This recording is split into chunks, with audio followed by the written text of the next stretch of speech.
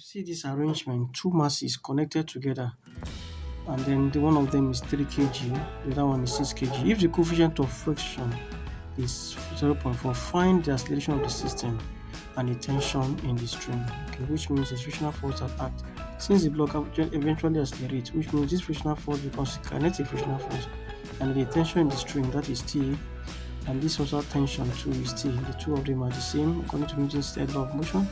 This is the mass, the weight of this 6 kg mass. Okay, I call that mg, which is equal to 6 times 10, taking g as 10. So the weight of this, my mass here, is 60 Newton.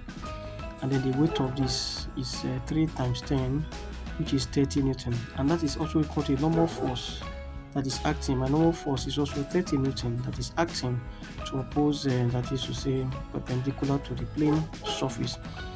Alright, so since we are given the coefficient of static friction, we are going to resolve for the forces horizontally.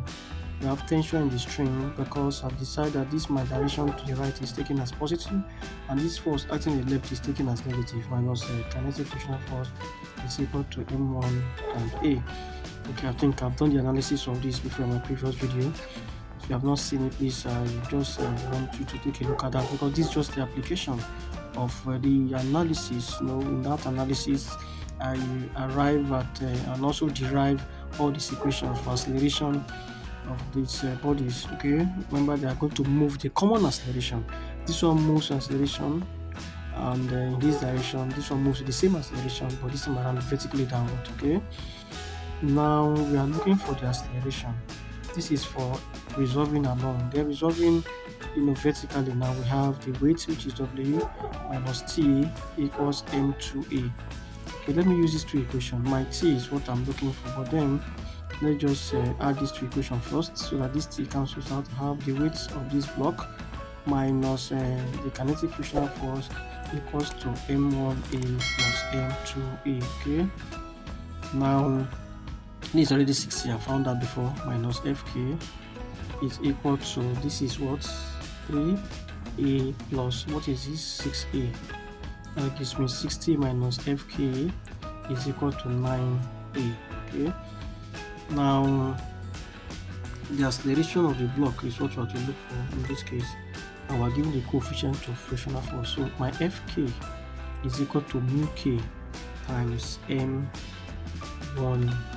That is, this is my mass m1, sorry, this is my mass m2, and this is my mass m1.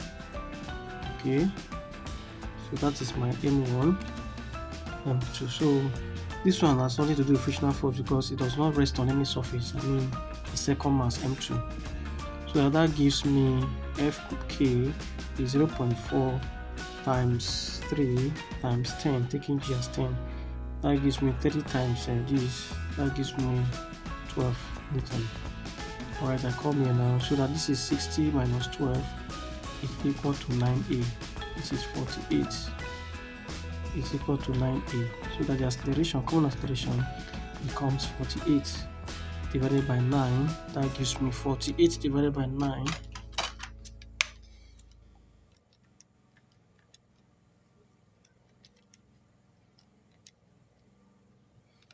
Gives me 5.3 meters per second square. That's the common acceleration.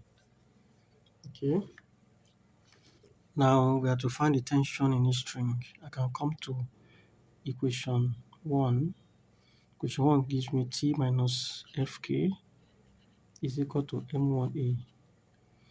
My Fk has been found as 12 Newton. T minus 12 equals to M is what?